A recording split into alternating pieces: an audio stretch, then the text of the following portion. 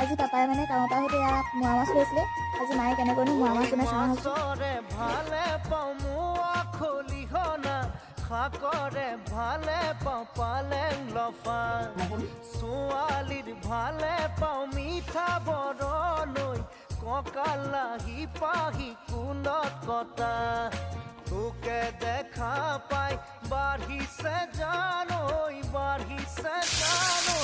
মনৰে ভিতৰত লৈ নিজৰা মাছৰে ভালে পাওঁ মোৱা খলিহনা শাকৰে ভালে পাওঁ পালেং লফা